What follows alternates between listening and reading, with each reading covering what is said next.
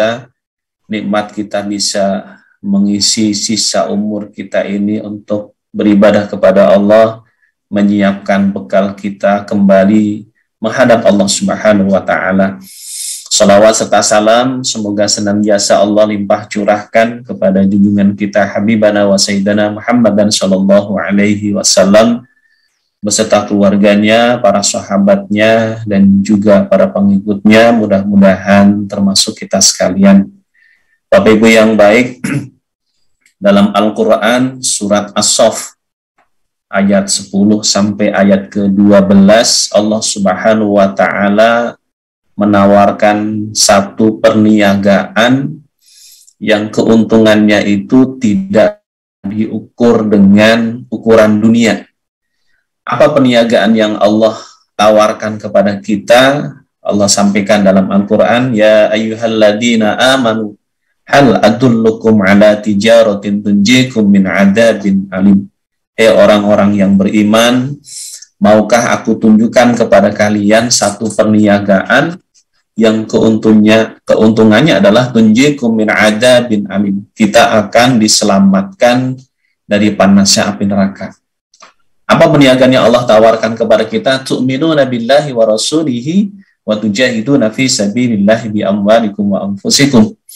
Yaitu kita beriman kepada Allah, beriman kepada Rasulullah sallallahu alaihi wasallam, wa tujahiduna fi bi amwalikum anfusikum, dan kita berjuang di jalan Allah dengan yang Allah amanahkan kepada kita dan dengan diri-diri kita, dengan harta yang Allah amanahkan kepada kita dan juga dengan diri-diri kita. Itu perniagaan yang Allah tawarkan kepada kita, yang keuntungannya apa? Tunjikum min adabin alim. Kita akan diselamatkan dari panasnya api neraka. Mudah-mudahan tawaran ini menjadi bagian hal yang sangat penting yang segera kita respon, bagaimana kita berniaga dengan Allah, yang Allah juga sampaikan keuntungannya sangat luar biasa.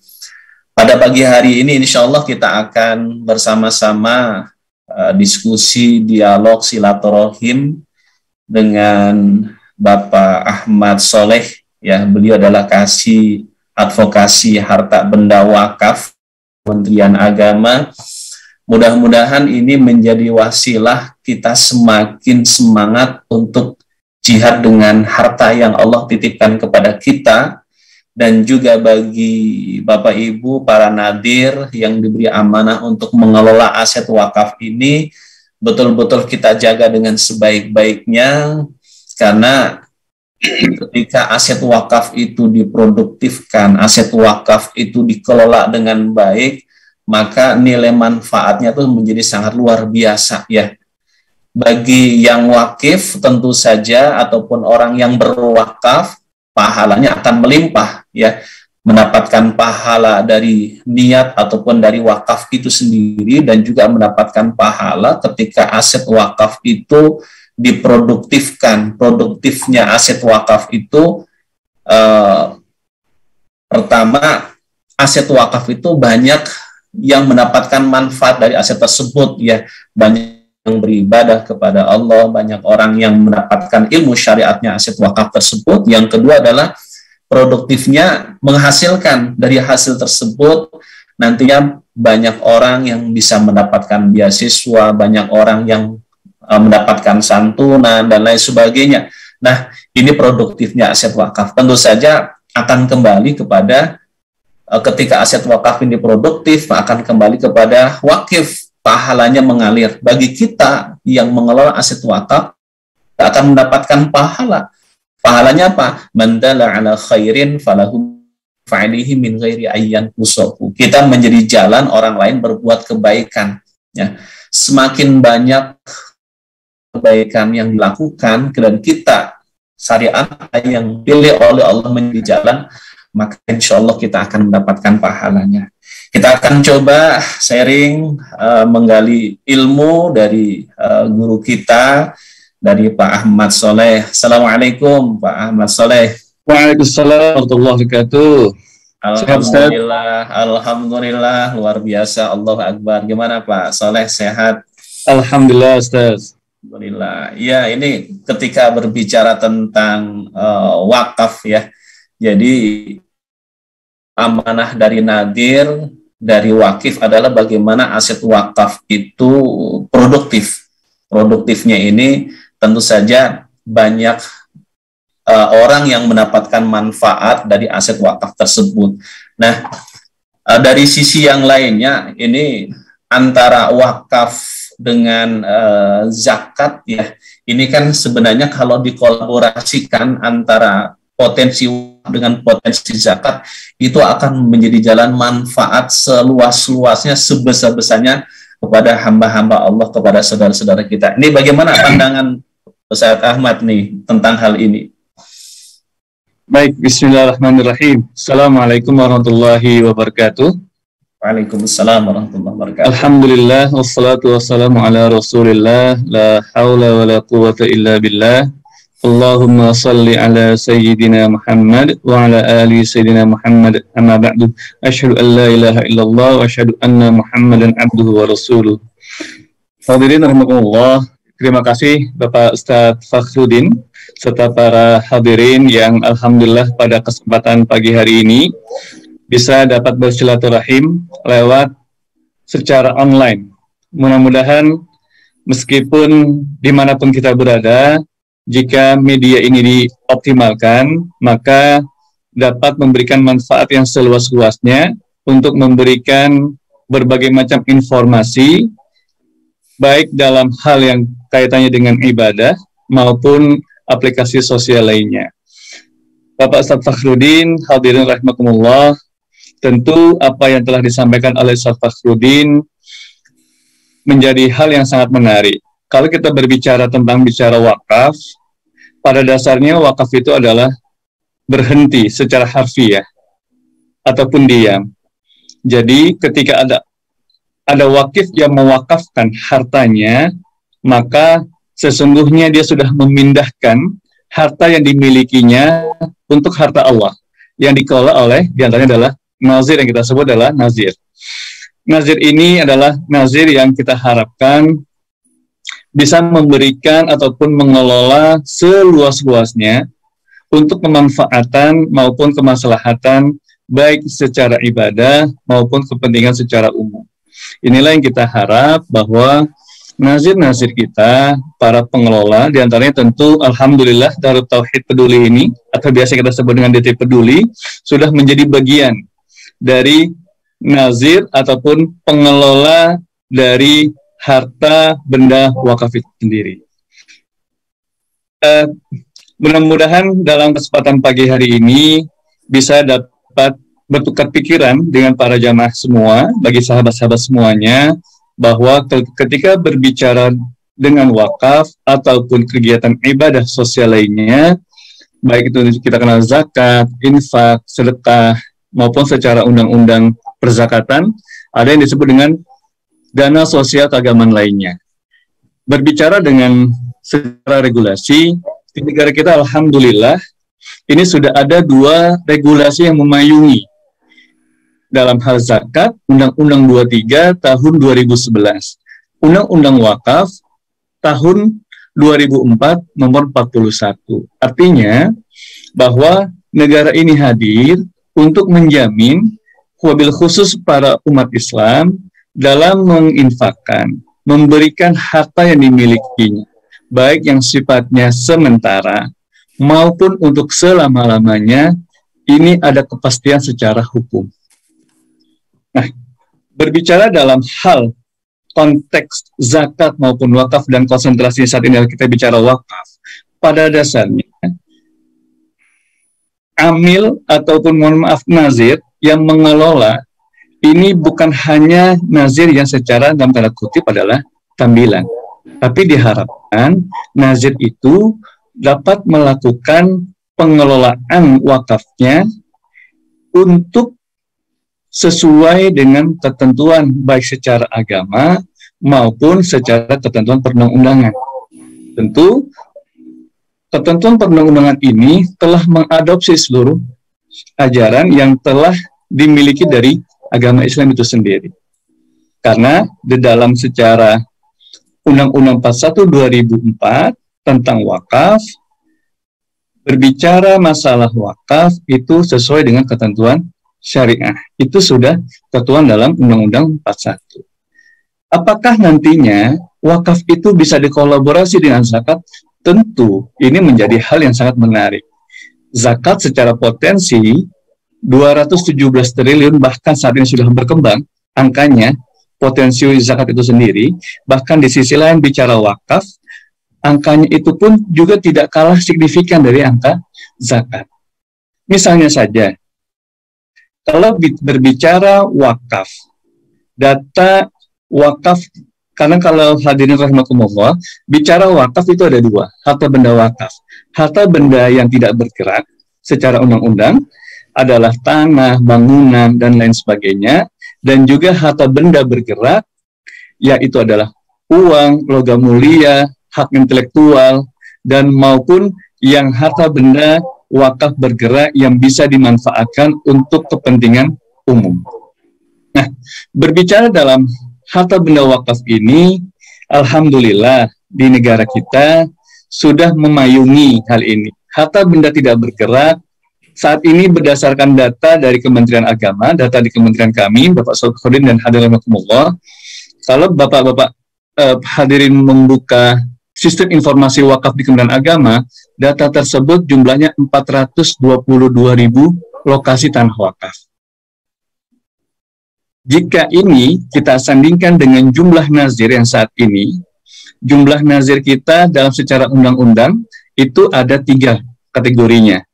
Ada nazir perseorangan, badan hukum, dan organisasi. Apabila secara perseorangan ini berkaitan dengan jumlah orang. Dalam regulasi minimal dikelola, yaitu adalah minimal setengah orangnya 3 orang. Artinya apa? Jika kita punya data 422.000 lokasi yang tersebar di seluruh Nusantara, dari Sabang sampai Merauke, artinya jika paling tidak kita asumsikan perseorangan, maka asumsinya adalah jumlah nazir kita hampir 1 juta lebih menjadi nazir ataupun yang mengelola wakaf yang mendapat amanah dari wakif itu sendiri. Nah, inilah yang kita dorong, bahwa dalam harta benda wakaf, baik yang tidak bergerak maupun yang bergerak, Ustaz Bakhrudin dan rahimakumullah, yang kita dorong agar tanah wakaf, baik kalau kita sudah mendengar, sesungguhnya bicara wakaf ini kan bukan bicara saat ini, itu sudah orang tua kita terdahulu, bahkan sudah puluhan tahun yang lalu, wakaf ini sudah dilakukan oleh para orang tua kita.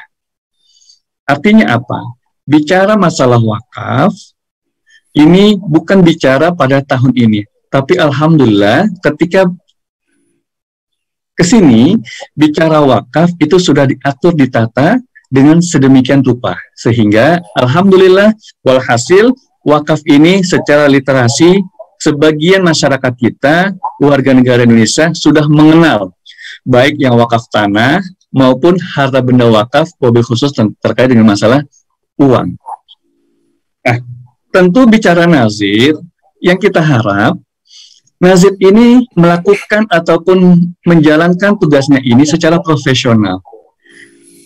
Kita senantiasa sering didengungkan oleh para asatidz kita, para ustaz kita, bahwa Rasulullah saat itu diriwayatkan oleh Aisyah radhiyallahu anha, qala Rasulullah sallallahu alaihi wasallam, innallaha ta'ala yuhibbu idza amila ahadukum amalan ayyutkinahu. Artinya hadirin, ketika ada seorang nazir yang mendapat amanah dari wakif, maka sesungguhnya Allah Ta'ala menyukai, menyenangi, mencintai amila amalan, perbuatan seorang yang melaksanakan tugasnya secara apa? Ayyutkinahu, secara profesional. Profesional itu berarti, kalau secara definisi umum, melakukan tugasnya dengan sebaik-baiknya, tidak hanya pada pertengahan saja. Kita sering mendengar bekerja secara ikhlas, bekerja secara cerdas, dan bekerja secara tuntas. Inilah yang kita harap para nazir-nazir kita, para pengelola wakaf-wakaf kita adalah melaksanakan tugas wakafnya ini secara profesional. Tentu inilah yang sangat dicintai oleh Allah Subhanahu wa Ta'ala. Nah, saya rasa ada hal itu, Pak Ustadz Fakhrudin, tentunya nanti ada banyak hal lagi yang kita diskusikan. Misalnya, dalam kaitan dengan wakaf ini, kita tidak lepas dari unsur wakaf. Siapa saja unsur wakaf itu? Ada wakif, ada nazir, ada harta benda yang diwakafkan. Harta benda wakaf ini, kalau misalkan harta benda yang tidak bergerak, di negara kita masih mengenal dengan harta benda wakaf, khususnya tidak bergerak itu selamanya. Artinya selamanya, ketika ada seorang calon wakif mewakafkan tanahnya, kemana dia harus mendaftarkan tanah wakafnya? Maka kalau harta benda tidak wakaf, harta benda tidak bergerak, mohon maaf, ini ada pejabat pembuat akta ikrar wakaf. Kemana? Adalah Kepala KUA. Kepala Kantor Urusan Agama ini mendapat tugas secara langsung berdasarkan undang-undang sebagai PPAIW. Di sanalah calon wakif mendaftarkan harta bendanya untuk diwakafkan, maka dicatatkan oleh PPAIW, Kepala KUA di seluruh Indonesia. Saat ini alhamdulillah ada sekitar 5.900 sekian Kepala KUA kita yang siap melayani, menerima harta benda wakaf, khususnya yang tidak bergerak. Nah, ada juga nanti PPAIW khusus harta benda wakaf yang bergerak. Misalnya, ada PPAIW itu adalah lembaga keuangan syariah penerima wakaf uang. Jadi ada lembaga-lembaga keuangan syariah, ini sebagai mitra nantinya dari nazir wakaf uang. Nah, tentu inilah yang nantinya kita harap bicara wakaf ini, alhamdulillah secara paradigma ataupun persepsi masyarakat terkait dengan edukasi wakaf ini sudah jauh lebih baik dibandingkan dengan tahun-tahun sebelumnya. Masyarakat kita sudah sangat aware, sudah sangat excited dengan masalah wakaf ini. Ada yang wakaf harta benda tidak bergerak, yang tanah, bangunan, dan ada juga harta benda wakaf bergerak yang berupa uang yang dilakukan oleh para LKS PWU, Lembaga Keuangan Syariah Penerima Wakaf Uang. Saya rasa itu sementara. Luar biasa ya, Ustaz. Jadi kalau kita berbicara tentang wakaf, tadi saya sampaikan potensinya sangat luar biasa ya. Aset wakaf di seluruh Indonesia ini kalau dikelola dengan baik, dengan profesional, maka akan berdampak membawa manfaat untuk sebanyak-banyaknya umat, sebanyak-banyaknya hamba Allah. Apalagi kalau kemudian dikolaborasikan dengan zakat ya. Jadi kita mencoba untuk memulai ini, Ustadz, di Darut Tauhid kita ada sekolah Askia namanya, Askia Islamic School ya. Bangunannya itu dari wakaf, kemudian santri yang belajar di dalamnya, mereka beasiswa full, total, semuanya beasiswa, dan sumber dananya dari mana? Dari dana zakat. Jadi ternyata luar biasa ketika antara zakat yang punya potensi yang sangat besar, ya, kemudian wakaf juga punya potensi yang sangat besar, dikolaborasikan, itu membawa dampak manfaat yang sangat luar biasa. Nah, harapannya memang dua hal ini kan, zakat itu sifatnya wajib yang harus kita laksanakan. Kemudian wakaf sifatnya sunnah yang memang kalau kita kelola dengan baik, dengan profesional, akan membawa dampak manfaat bagi sebanyak-banyaknya umat. Ketika berbicara tentang produktif, wakaf produktif Ustaz, jadi memang berharap bagaimana para nadir ini semakin semangat untuk mengelola aset wakaf itu sesuai dengan apa yang diamanahkan oleh wakif, karena memang pada dasarnya nadir ini adalah kepanjangan tangan, ya, artinya kan ketika sudah diwakafkan kan diamanahkan kepada nadir, hakikatnya diserahkan kepada Allah, Allah kemudian mengamanahkan kepada para nadir untuk baik dengan profesional. Ibaratnya seseorang menabung, tentu saja dia akan menabung ke bank syariah yang bisa memberikan bagi hasil yang lebih, kan begitu ya. Ketika nadir mampu mengelola dengan baik, langsung adalah orang yang berwakaf ataupun wakif akan mendapatkan nilai manfaat yang lebih. Kenapa? Keuntungannya besar kan, tijaratun tunjikum min adabin alim kan sangat besar. Kenapa? Betul. Karena dikelola dengan profesional. Nah, inilah menjadi bagian tanggung jawab kita bersama, PR bersama, bagaimana kita mengajak juga para nadir untuk bisa menjaga amanah ini dengan sebaik-baiknya, kita kelola dengan sebaik-baiknya, karena ujungnya juga baik yang wakif maupun nadir akan mendapatkan pahala yang melimpah dari Allah Subhanahu wa taala. Ketika berbicara tentang wakaf sosial dan produktif nih Ustaz, jadi kita sebagai nadir ya diantaranya gitu ya, bagaimana agar aset wakaf itu betul-betul membawa nilai manfaat, bisa diproduktifkan dengan sebaik-baiknya. Nah, langkah-langkah apa ini yang harus dilakukan oleh nadir agar aset-aset wakaf itu betul-betul bisa produktif, bisa membawa manfaat yang besar untuk umat? Karena ya pemahaman masyarakat berbicara tentang wakaf kan kadang identik dengan sesuatu misalkan wakaf masjid, wakaf untuk madrasah dan sebagainya. Padahal di sisi yang lainnya untuk mensupport itu harus diproduktifkan sehingga bukan hanya dipakai untuk beribadah sholat saja, tapi juga bisa dipakai untuk kegiatan-kegiatan sosial. Ini gimana Ustaz tentang hal ini? Baik, terima kasih Ustaz Fakhrudin. Jadi memang masyarakat kita sejak ataupun untuk kita terdahulu kita mengenal wakaf itu dengan istilah 3M, makam, madrasah, maupun adalah masjid ataupun musola. Yeah. Nah, padahal wakaf itu jika bisa diproduktifkan, itu bisa memberikan nilai ekonomis yang lebih baik lagi. Alhamdulillah, orang tua kita itu sudah mengajarkan kita, Ustaz Fakhrudin, ketika punya harta benda tidak bergerak berupa tanah, diwakafkan kemana? Kepada adalah Kementerian Agama melalui kantor KUA. Nah, inilah hal positif dari orang tua kita terdahulu mengajarkan agar ketika bicara memiliki harta benda tidak bergerak khususnya tanah, ketika sudah punya yang lebih, ya sebaiknya wakafkan untuk kemaslahatan umat maupun untuk kepentingan umum.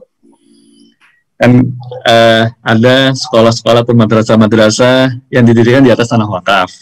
Gitu Ustaz Fakhrudin ya. Kemudian ada juga yang kalau berdasarkan data di Kementerian Agama, siwak itu jumlahnya hampir 60%. 60% itu untuk masjid dan musola. Selebihnya ada makam. Makam pun juga punya jumlah kuantitas yang cukup banyak juga. Kalau sosial lainnya itu sangat sedikit sekali. Artinya apa? Kecenderungan orang berwakaf pada saat itu lebih kepada bisa dimanfaatkan untuk ibadah. Untuk makam, untuk masjid, untuk madrasah, maupun untuk makam untuk karena kebutuhan akhirat kedepannya ataupun untuk lahan kuburan. Nah, inilah yang kita dorong di Kementerian Agama, baik dari Kementerian Agama di pusat hingga ke daerah. Kita mendorong para nazir ketika ada calon yang wakif mewakafkan tanahnya. Misalnya Ustaz Fakhrudin dengan hadirin rahimakumullah, ketika ada calon wakif punya lahan, katakanlah 1000 meter persegi, hamparnya adalah pertanian misalnya, ataupun 1 hektar pertanian. Kalau misalkan digunakan untuk masjid, itu ada kebutuhan untuk dananya, untuk pembangunannya, pengurukan tanahnya, dan lain sebagainya. Tapi ketika lahan sawah ini dimanfaatkan untuk mauquf alaih, adalah penerima wakaf. Kan kalau kita bicara zakat, ada mustahik. Kalau bicara wakaf, ada mauquf alaih, penerima manfaat dari harta benda wakaf dari imbal hasil tadi. Nah, kalau misalkan bicara wakaf tanah ini adalah hamparan tadi pertanian, ketika dikelola untuk pertanian dengan seluas-luasnya, berapa nanti masyarakat yang kita terbantu? Nah, tadi yang disinggung oleh Ustaz Fakhrudin, bagaimana ketika dikolaborasikan, ada zakat, ada infak sedekah, dengan ada wakaf, dibangun di atas tanah wakaf, dan juga diberdayakan dari dana-dana zakat infak sedekah, sehingga dana zakat infak sedekah sosial lainnya bisa dimanfaatkan untuk operasional, sehingga anak-anak didik kita yang kurang mampu maupun yang berprestasi bisa mendapatkan manfaat dari tanah wakaf maupun dari alokasi dana zakat. Tapi tetap yang perlu diperhatikan adalah asnafnya. Kalau bicara zakat, 8 asnaf. Kalau bicara wakaf adalah mauquf alaihi. Jadi ketika dikolaborasikan, zakat, infak, sedekah maupun wakaf, dulu kita sering mengenal ziswaf, ini luar biasa, Ustaz Fakhrudin. Dan hadirin rahimakumullah. Artinya, ini bisa memberikan dampak yang seluas-luasnya. Jadi kalau bicara wakaf kan, dia tidak tidur. Wakaf itu memiliki nilai ekonomis. Dia harus diproduktifkan. Yang lahan pertanian diproduktifkan, sehingga yang sifatnya tanah itu adalah bisa dimanfaatkan untuk masyarakat kita. Dia bisa sebagai petani, bisa sebagai pekebun. Nah, itu bisa menjadi ladang kesejahteraan dari nilai ekonomi itu sendiri. Artinya apa? Wakaf memberikan dampak maslahat untuk seluruh umat. Jadi kalau bicara wakaf ini bukan hanya umat Islam saja, tetapi masyarakat secara umum. Kan ada juga kalau bicara madrasah, bisa dimanfaatkan untuk pendidikan. Kalau bicara makam, bisa dimanfaatkan juga untuk kepentingan umum dan lain sebagainya. Saya rasa itu, Ustaz Fakhrudin. Ya, subhanallah, luar biasa. Makasih, Ustaz. Jadi saya garis bawahi, Ustaz, terkait dengan wakaf produktif nih, Ustaz. Jadi kalau berbicara tentang data ya yang ada saat sekarang ini, memang lebih banyak aset-aset wakaf itu digunakan untuk masjid, Ustaz ya, masjid, kemudian madrasah, kuburan dan lain sebagainya. Tetapi data aset wakaf yang hari ini diproduktifkan kelihatannya jumlahnya masih belum banyak. Artinya ini menjadi bagian PR kita bersama, dan Bapak Ibu para pendengar, para pemirsa, kita juga bisa mulai melangkah. Artinya apa? Kalau dulu orang tua kita mengawali wakaf itu identik dengan masjid, pembangunan masjid, madrasah, kuburan, dan lain sebagainya, 3M tadi yang disampaikan oleh Ustadz. Nah, sekarang ternyata luar biasa ketika dianalisis di lapangan, ketika aset wakaf itu diproduktifkan, maka nilai manfaatnya akan sangat luar biasa dari sisi dipakai untuk beribadah kepada Allah, sholat, untuk kegiatan-kegiatan sosial, itu akan bisa dilakukan di aset wakaf tersebut. Tetapi ada sisi yang lainnya ketika diproduktifkan dalam artian menghasilkan secara finansial, maka mauquf alihnya, orang yang akan mendapatkan manfaat dari aset wakaf tersebut itu sangat luar biasa kan. Itu bisa jadi dari aset wakaf yang diproduktifkan tersebut, selain tadi kolaborasi dengan zakat, tentu saja kalau zakat memang mustahiknya itu kan jelas terbatas, itu Allah sampaikan di surat At-Taubah ayat 60. Jadi terbatas, tidak semua orang bisa menggunakan dana zakat tersebut. Tapi kalau berbicara tentang wakaf, maka lebih leluasa penggunaannya. Jadi ketika ada orang yang pinter, orang yang cerdas, walaupun mungkin secara ekonominya mampu, maka bisa mendapatkan beasiswa dari apa? Dari hasil produktif wakaf, kan begitu. Inilah yang kemudian menjadi bagian yang harus kita pikirkan bersama-sama, kita support. Ayo Bapak Ibu yang punya aset tanah yang memang bisa diproduktifkan, mungkin untuk dibangun masjid tidak memungkinkan karena di sampingnya sudah ada masjid, mau dibangun madrasah di sampingnya sudah ada madrasah, tapi ternyata ada potensi ekonomi yang bisa dikembangkan di situ. Ketika diwakafkan nanti dibangun, misalkan dibangun supermarket, dibangun kios, dibangun apa yang memang produktif, dan hasilnya itulah yang kemudian dipakai untuk memberikan beasiswa. Mungkin saudara-saudara kita, adik-adik kita yang sekarang belajar mau S1 bisa dari situ, nanti mungkin S2 dan seterusnya dari hasil produktif aset.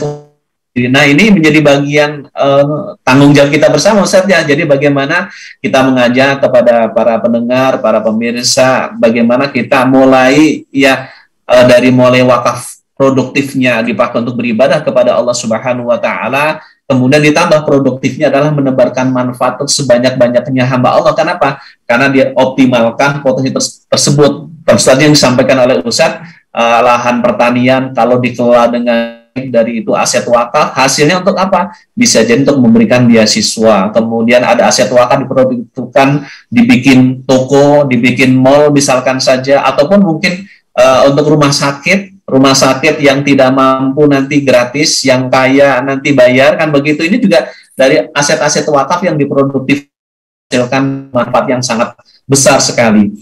Yang berikutnya saat ini sering terjadi, kenapa saya sebutkan sering, karena beberapa nadil terutama sekali berkaitan dengan masalah legalitas nih Ustaz. Jadi ini menjadi hal penting juga, legalitas Ustaz. Jadi kadang-kadang orang tua kita dulu ya, baik nadir maupun wakif, dua-duanya niatnya baik ya. Wakif menyerahkan kepada nadir secara lesan untuk mewakafkan sebidang tanah ataupun apapun kalau oleh nadir. Tetapi secara legalitas kadang-kadang tidak diproses. Nah, dampak dari legalitas yang tidak diproses dengan baik ini begitu banyak. Kira-kira apa nih Ustaz yang harus bisa kita ingatkan kepada para nadir juga nih Ustaz? Baik, Ustaz Fakhruddin, ini sebelum saya menjawab dari yang tadi Ustaz sampaikan, yang kekinian ini, tentu kalau bicara wakaf kan ada wakaf uang ya. Ada wakaf uang dan ada wakaf uang ini. Jadi artinya apa? Ya. Ada ketika ada kita yang belum cukup hartanya untuk mewakafkan harta benda tanah ataupun tanah, berupa tanah, maka ada solusi kedua, adalah harta ataupun mewakafkan sebagian rezekinya dengan disebut dengan wakaf uang. Nah, kalau dalam ketentuan secara perundang-undangan maupun Badan Wakaf Indonesia yang memiliki otoritas untuk pengelolaan wakaf di tanah air, ada diberikan kemudahan. Bisa nilainya 1 juta rupiah, 2 juta dan lain sebagainya dan seterusnya, dan itu dapat mendapatkan sertifikat wakaf uang. Kemana nanti ditunaikannya? Kepada bekerjasama dengan lembaga keuangan syariah penerima wakaf uang. Nah, insya Allah DT Peduli bagian dari nazir wakaf uang nantinya bisa berkontribusi bekerjasama dengan LKSPWU, bisa mengembangkan wakaf uang kita dengan seluas-luasnya, mengkampanyekan yuk bangsa kita mewakafkan wakaf uang kita, sebagian harta yang kita miliki, katakanlah 1 juta, 2 juta, dan lain sebagainya, ataupun lebih banyak dari itu, maka insya Allah, sedikit demi sedikit, tadi yang tadi Ustaz Fakhruddin sampaikan, adik-adik kita, saudara kita yang kurang mampu, maupun yang berprestasi, bisa mendapatkan nilai manfaat dari imbal hasil wakaf uang itu sendiri. Nah, terkait dengan yang tadi Ustaz Fakhruddin utarakan, terkait dengan legalitas nazir. Nah, ini yang kita jaga. Ketika ada bicara wakaf ataupun tanah yang sudah diikrarkan untuk diwakafkan, dalam secara regulasi, ketentuan perundang-undangan tidak dapat dibatalkan. Jadi ketika sudah calon wakif mewakafkan tanahnya melalui pejabat pembuat akta ikrar wakaf di kantor KUA dan mengajak nazirnya dan ada mauquf alaihnya dan jelas peruntukannya, dan sudah terjadi wakaf didaftarkan di kepala KUA ataupun di kantor urusan agama, maka pada saat itulah tidak dapat dibatalkan karena sudah terjadi ikrar. Nah, dalam konteks ini secara regulasi ketika bicara wakifnya masih hidup, maka digunakan dengan akta ikrar wakaf. Ketika wakifnya itu sudah almarhum, namun ada petunjuk 2 korinah, entah itu aparat desa, entah itu saudara, entah itu siapapun, ternyata orang tua si fulan dahulu pernah melisankan keluar bahwa tanah tersebut akan saya wakafkan, maka itu sudah terjadi ikrar wakaf meskipun belum dilakukan pencatatan. Lalu bagaimana PPAIW ini menerbitkan? Ada disebut dengan akta pengganti akta ikrar wakaf. Nah, tentu tanah-tanah yang sudah diwakafkan, baik secara lisan maupun yang lebih menarik lagi, itu ingin diwakafkan, wakif itu masih ada. Dan ada ahli warisnya untuk menjaga konflik di kemudian hari, maka seluruh ahli waris bersedia menandatangani surat pernyataan. Untuk apa? Untuk ketenangan bagi nazir itu sendiri. Karena apa? Ini yang kita hindari agar tanah yang sudah diwakafkan tidak terjadi ataupun gugat-menggugat. Nah, inilah yang kita singgung dengan tadi legalitas. Ada akta ikrar wakaf bagi wakif yang masih hidup, ada akta pengganti akta ikrar wakaf. Ini buat ketenangan juga para nazir. Dan di sisi lain, kita mendorong nazir pun untuk menjaga amanah dari wakif maupun ahli waris ini dengan sebaik-baiknya. Tadi yang kita singgung dengan profesionalisme.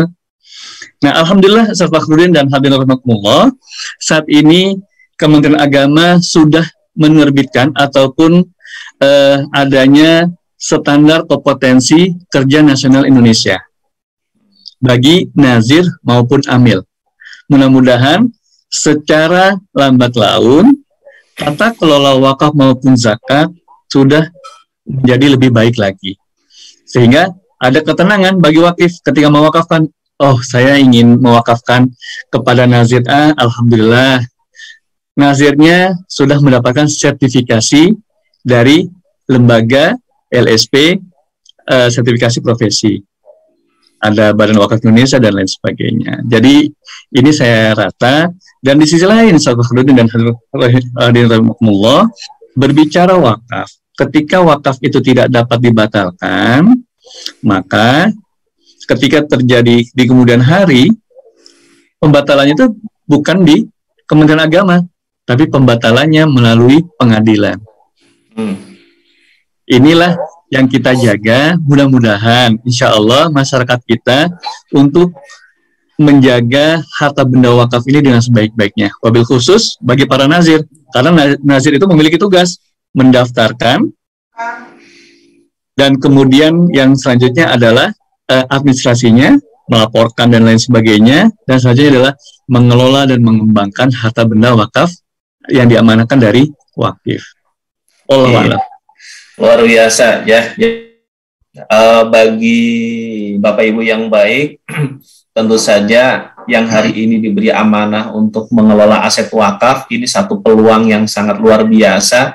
Kita akan bersama-sama dengan Kementerian Agama dan juga BWI tentu saja ya, yang betul, Ustaz. Bagaimana aset-aset wakaf ini betul-betul bisa dikelola dengan baik, dengan profesional, sehingga akan membawa dampak manfaat sebanyak-banyaknya hamba Allah ataupun mauquf alaih. Tentu saja ini memang butuh pendampingan, butuh pembelajaran secara intensif ya, sehingga pemahaman terkait dengan amanah wakaf ini, tanggung jawab nadir itu betul-betul dipahami secara utuh, termasuk bagaimana memproduktifkan aset-aset wakaf. Yang kedua adalah legalitas ini, Ustaz. Jadi memang kenapa ini disampaikan, karena ada masyarakat ataupun nadir yang menghadap situasi seperti itu karena legalitas di awal belum diproses dan itu menjadi permasalahan di kemudian hari.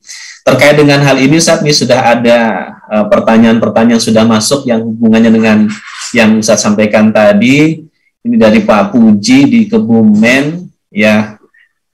Beliau menanyakan, mohon solusi ya, Ustaz. Ada dua saudara saya, A dengan B, kakak beradik, akan mewakafkan tanahnya, tetapi letak tanah yang akan diwakafkan belum jelas karena tanah si A masih ada 2 orang yang berhak dan tanah B masih ada 3 orang yang berhak. Bagaimana solusi yang ketika menghadapi situasi begini? Ini kaitannya dengan kelihatannya mungkin warisan, Ustaz ya, warisan yang memang belum dibagi sampai selesai, sehingga dari tanah tersebut masih ada hak A dan hak B yang memang belum terselesaikan. Ketika menghadapi kondisi seperti ini, bagaimana solusinya, Ustaz, supaya A dan B tetap bisa mewakafkan ataupun bisa melaksanakan apa yang diniatkan untuk mewakafkan haknya? Itu, Ustaz, gimana kira-kira, Ustaz nih? Baik, terima kasih Ustaz Fakhrudin. Dari Pak atau Ibu Puji ya? Pak Puji mungkin ya, atau Bu Pak Puji ya? Iya, baik. Terima kasih atas pertanyaannya. Tentu ini yang sering kita hadapi saat ini, Ustaz Fakhrudin dan jamaah rahmatullah, bahwa ketika kita menemukan hal demikian, maka solusi pertama, warisan itu dikelirkan terlebih dahulu untuk tanah yang akan diwakafkan. Karena prinsip dasar kita mewakafkan adalah kepemilikan yang sah. Nah, kepemilikan yang sah itu ada beberapa aspek untuk menjadi calon wakif. Di antaranya ada 4, di antaranya adalah kepemilikan yang sah. Kepemilikan yang sah bagaimana? Kalau misalkan tanah itu sudah bersertifikat hak milik, maka itu sudah, alhamdulillah, sudah lebih enak lagi. Nah, tetapi di sisi lain, nantinya Kepala KUA sebagai PPAIW memastikan tanah tersebut tidak dalam sengketa. Karena kan niat baik ini harus dilakukan dengan cara yang baik. Betul. Kan gitu Ustaz ya? Betul. Jadi betul. Jangan sampai niat baik ini nanti sedikit digoresi dengan hal-hal yang tidak baik. Nah, mengapa PPAIW kita selalu menandatangani bahwa tanah tersebut tidak dalam sengketa? Karena kan nantinya tanah yang akan diwakafkan ini untuk dimanfaatkan seluas-luasnya untuk mauquf alaih. Nanti bagaimana ketika nanti tanah yang diwakafkan tersebut masih dalam, masih dalam sengketa? Nah, ini kan nanti berdampak juga kepada mauquf alaih. Nah, itu bagaimana ketika nantinya tanah tersebut sudah dibangun menjadi sekolah, tetapi nanti masih belum clear and clean. Sehingga yang pertama dilakukan adalah clear and clean. Tanah tersebut harus jelas kepemilikannya. Kalau misalkan kakak beradik ini ingin mewakafkan tanahnya, maka bukan hanya kakak beradik saja, tetapi para ahli waris dari kakak beradik tersebut bersedia menandatangani di hadapan PPAIW. Di antaranya nanti ada 2 orang saksi secara undang-undang. Nah, mengapa bicara tanah ini yang akan diwakafkan harus dihadapkan dengan PPAIW? Ini kan sifatnya yang sakral. Ini untuk menjaga kehati-hatian dan juga menjaga marwah dari wakaf itu sendiri. Masa sih niat baik ini tiba-tiba dicidrai dengan yang tidak baik? Nah, ini yang tidak kita harapkan. Dan ini yang kita jaga juga agar nazir ketika ditunjuk baik perseorangan maupun organisasi dan badan hukum, nazir ini menjaga dengan sebaik-baiknya, melindungi harta benda wakaf, dan perlu diperhatikan bagi para nazir bahwa sesungguhnya tanah yang diwakafkan, yang dikelola oleh para nazir itu adalah merupakan amanah, bukan dimiliki oleh nazir, tetapi hanya dikelola dan dikembangkan. Ketika ada nazir ternyata tidak produktif, tidak aktif, apakah mungkin akan diganti kenazirannya? Dimungkinkan sekali, Ustaz. Iya, betul. Artinya, karena nazir ini sifatnya adalah personalia, person, manusia, tentu ada hal yang misalkan awalnya bagus pengelolaannya, ternyata karena syarat dari nazir diantaranya adalah tidak menjadi persoalan secara hukum. Nah, ketika terjadi persoalan hukum dan ternyata nazir itu ada bermasalah dengan hukum, maka nazir itu bisa dilakukan pergantian. Karena secara peraturan saat ini, nazir itu tidak memiliki batas waktu. Nazir itu selamanya, selama mampu, selama memiliki profesionalisme dan amanah, maka tanah yang diwakafkan bisa dikelola seluas-luasnya, sebanyak-banyaknya. Dan ketika dia tidak, ataupun nazir tersebut tidak aktif dan tidak bagus dan melenceng dari koridor syariah, maka bisa masyarakat mengadukan kepada PPAIW bahwa nazir tersebut sudah tidak amanah lagi. Karena sudah terjadi hal-hal yang tidak diinginkan. Ini yang tidak kita harapkan. Ustaz Fakhrudin dan Jafar. Ya, alhamdulillah, luar biasa. Jadi Pak Puji ataupun Bu Puji ya, ini kurang tahu ya, yang dari Kebumen, yang perlu kita garis bawahi adalah pertama tadi yang disampaikan oleh Ustaz bahwa agar wakaf ini menjadi nilai ibadah di sisi Allah Subhanahu wa Ta'ala, maka 2 hal yang harus diperhatikan. Niatnya harus benar, caranya harus benar agar menjadi nilai ibadah di sisi Allah. Karena kalau niatnya baik tapi tidak dilakukan dengan cara yang baik dan benar, maka tidak menjadi nilai ibadah di sisi Allah Subhanahu wa Ta'ala. Apalagi kalau kemudian mengundang potensi masalah di kemudian hari. Makanya di Kementerian Agama ada persyaratan-persyaratan tertentu berkaitan benda yang akan diwakafkan, legalitasnya harus sudah jelas terlebih dahulu. Sehingga apa yang harus dilakukan oleh Pak Puji ataupun Bu Puji ini ada bagaimana melegalkan harta ataupun tanah yang akan diwakafkan sesegera mungkin. Saya kira sangat memungkinkan displitkan begitu ya. Jadi kalau misalkan hari ini tanah tersebut status adalah tanah waris dari orang tuanya, maka displitkan itu lokasi mana yang memang menjadi haknya A, lokasi mana yang menjadi haknya B, kemudian disertifikatkan ya. Setelah disertifikatkan, sudah legalitasnya sudah jelas, maka datanglah kepada nadir untuk menyerahkan dan sebagainya secara prosedur sudah ada. Jadi standarnya sudah ada, datang ke pengadilan agama, kemudian nanti mengisi dan melaksanakan akta ikrar wakaf, AIW dan lain sebagainya, legalitas diproses sampai selesai sehingga meminimalisir potensi masalah di kemudian hari. Alhamdulillah, terima kasih Ustadz. Yang berikutnya Ustadz terkait dengan wakaf uang dan wakaf melalui uang. Nah, gitu ya.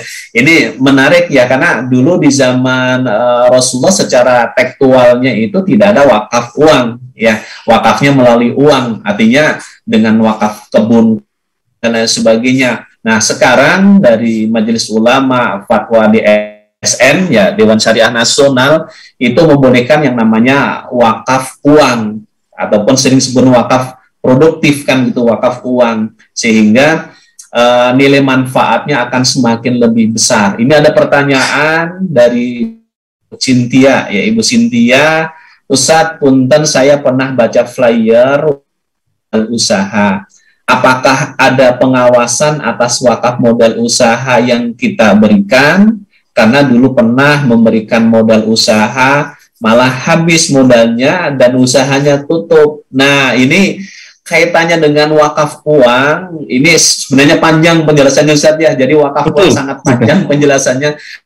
Icip-icip Ustadz untuk memberikan jawaban. Jadi karena wakaf uang ini betul-betul usaha yang dibangun di situ, betul-betul usaha yang memang sudah profesional, kemudian ada hal-hal tertentu, persyaratan tertentu yang harus dipenuhi ya untuk wakaf uang ini, sehingga tidak sampai misalkan modalnya habis dan sebagainya, tidak mungkin. Jadi tidak diperbolehkan, karena kalau berbicara tentang wakaf kan tidak boleh berkurang. Sementara kalau habis itu kan bukan berkurang lagi, habis kan begitu. Berarti ada sesuatu yang tidak sesuai dengan prosedur aturan yang telah ditetapkan. Gimana Ustadz nih tentang wakaf uang nih Ustadz? Icip-icip saja Ustadz, karena panjang. Saya tahu penjelasannya sangat panjang kalau dijelaskan semuanya Ustadz ya. Baik. Ustadz Fakhrudin dan hadirin rahmatullah, kalau bicara wakaf uang dan wakaf melalui uang, tapi memang kalau bicara dalam regulasi saat ini yang ada pengaturannya adalah wakaf uang. Tadi yang sudah kita singgung sedikit ya, wakaf uang kemana? Ke LKSPWU dan bekerjasama dengan nazir wakaf uang.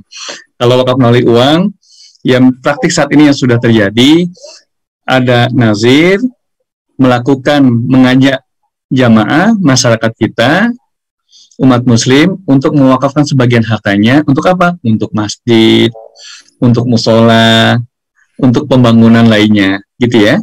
Jadi apa? Wakaf melalui uang sudah berbentuk aset, sudah terlihat asetnya. Tapi kalau wakaf uang, yang dimanfaatkan adalah imbal hasilnya, dimanfaatkan. Nah, apakah nanti ada pengawasan tentang wakaf modal usaha ini? Nah, modal usaha ini tentu kami mendorong para jamaah rahimakumullah bahwa ketika ingin memberikan sebagian harta kita, rezeki kita, kami sangat mendorong untuk disalurkan melalui lembaga-lembaga yang sudah terdaftar. Kalau bicara zakat, ada insya Allah DT pun juga bagian dari lembaga amil zakat. Seperti itu ya, Ustaz Fakhrudin ya. Iya, insya Allah. Juga sebagai wakaf, menjadi sebagai nazir juga yang terdaftar di Badan Wakaf Indonesia. Nah, inilah yang kita dorong agar masyarakat kita ketika menyalurkan sebagian rezekinya melalui lembaga yang sudah terdaftar. Zakat infak sedekahnya melalui lembaga amil zakat yang resmi. Untuk mewakafkan sebagian uangnya, hartanya, melalui nazir ataupun LKS PWU yang sudah terdaftar di Kementerian Agama.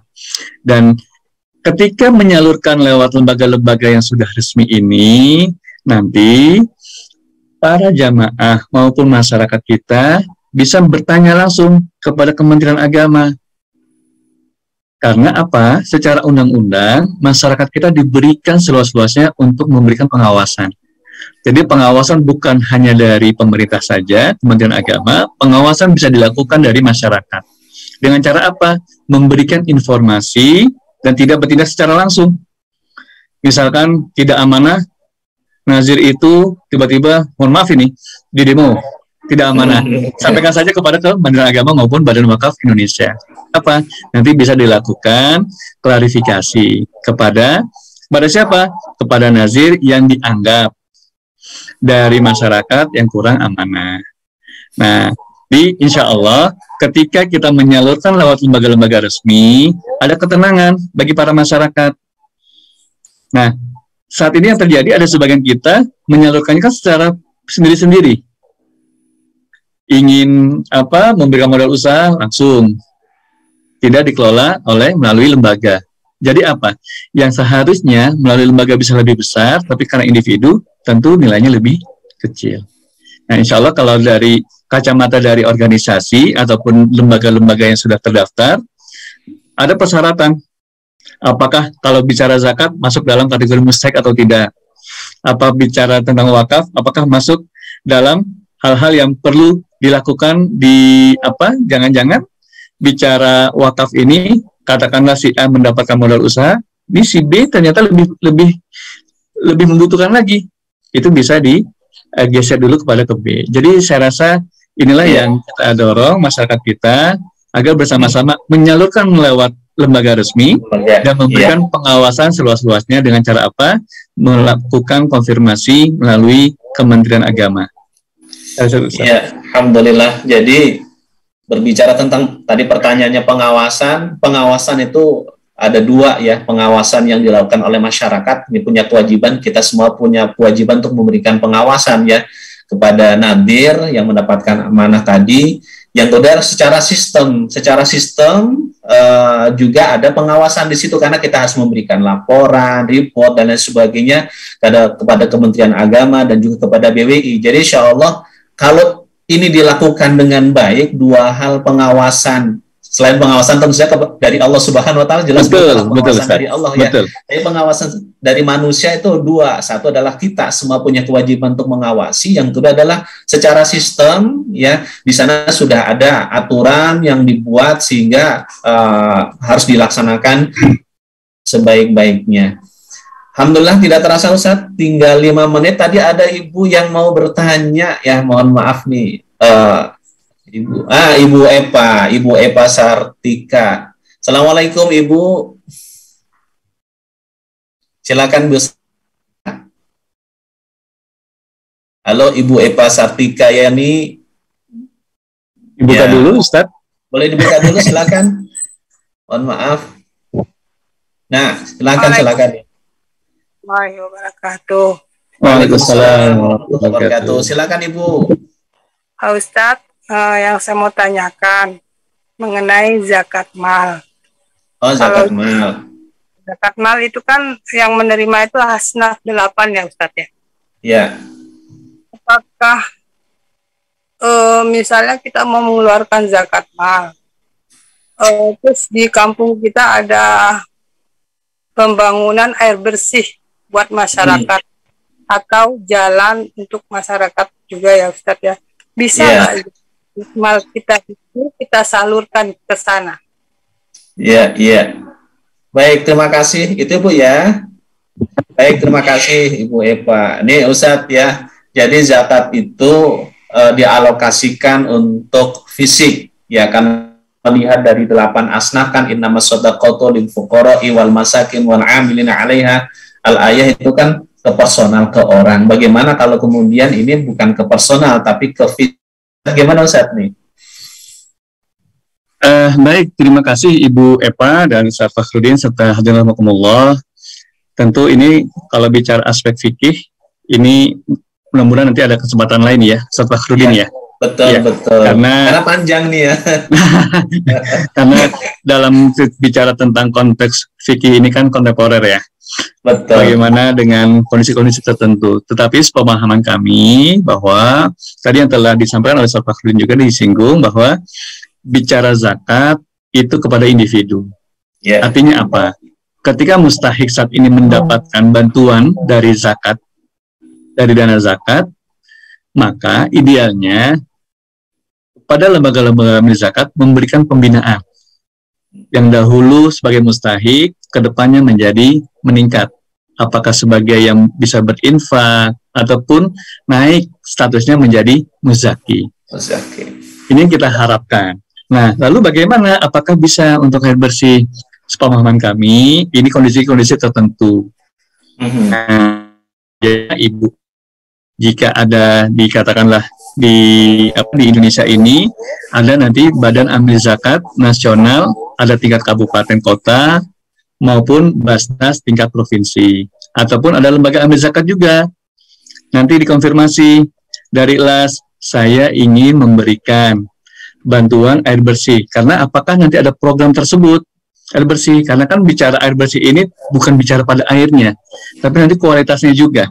Belum nanti ada ada operasionalnya, ada lahan yang harus digali terlebih dahulu, kan butuh dana yang cukup besar.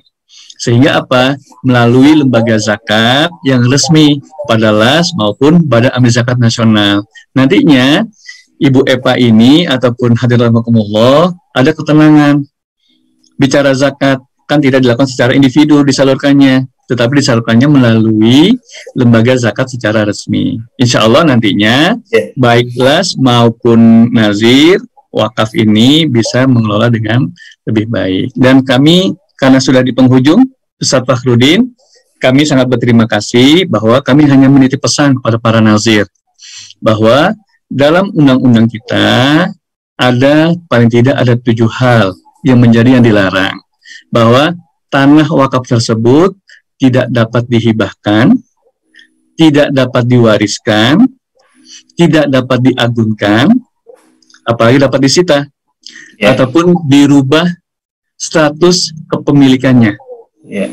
Nah, dan juga bagi para nazir, ketika sudah diamanatkan dari wakif, dari tanah wakafnya ini, tanah yang diwakafkan ini, maka segera untuk diurus legalitasnya kepada Badan Pertanahan Nasional. Alhamdulillah, Kementerian Agama 15 Desember yang lalu melakukan kerjasama MOU dengan BPN. Untuk melakukan percepatan sertifikasi tanah yang telah diwakafkan. Alhamdulillah. Alhamdulillah, subhanallah. Terima kasih Ustadz sudah berkenan bergabung di Zoom pada pagi hari ini. Mudah-mudahan terima kasih Ustadz membawa keberkahan di jalan ilmu bagi sebanyak-banyaknya hamba Allah Subhanahu wa taala. Terima kasih sekali lagi bagi yang akan bertanya terkait dengan zakat dan juga wakaf, silakan Bapak Ibu bisa menghubungi kami di call center kami di 0813 171 21712 ya, 0813 7121712. Insya Allah mudah-mudahan teman-teman bisa memberikan informasi terkait dengan kegiatan-kegiatan di Darut Tauhid, terutama berkaitan infak, sedekah dan juga wakaf. Mudah-mudahan jadi ladang amal bagi kita semuanya, insya Allah. Sekali lagi terima kasih Ustadz, mudah-mudahan terima kasih Allah berikan kesempatan di lain kesempatan bisa silaturahmi lagi. Mudah-mudahan amanah yang Allah berikan kepada Ustadz bisa menjadi jalan kemuliaan Ustadz dan juga keluarga Ustadz dunia akhirat, insya Allah. Amin, Allahumma amin. Terima kasih. Kita akhiri membaca hamdalah dan doa kafaratul majlis. Alhamdulillah alamin. Subhanallahumma wa bihamdika asyhadu an la ilaha illa anta astaghfiruka wa atubu ilaik. Terima kasih, mohon maaf atas segala kekurangannya. Assalamualaikum warahmatullahi wabarakatuh. Waalaikumsalam warahmatullahi wabarakatuh. Jazakumullah khairan katsiran. Yayasan Indonesia Mengaji menyampaikan 65% dari jumlah penduduk Indonesia beragama Islam tidak bisa membaca Al-Quran. Assalamualaikum warahmatullahi wabarakatuh.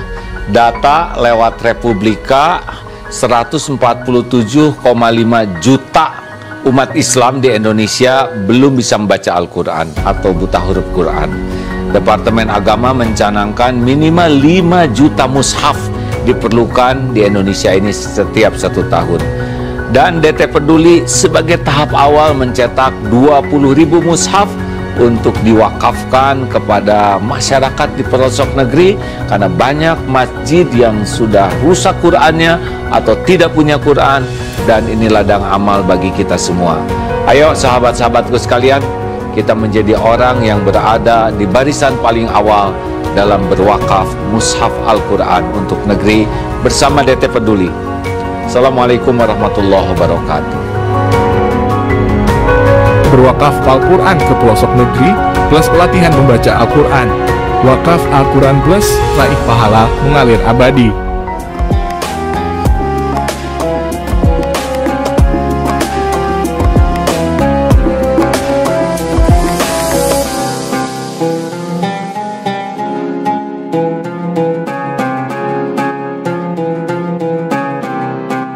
Jangan lupa, saudara sekalian, terus berlangganan di Darut Tauhid Official.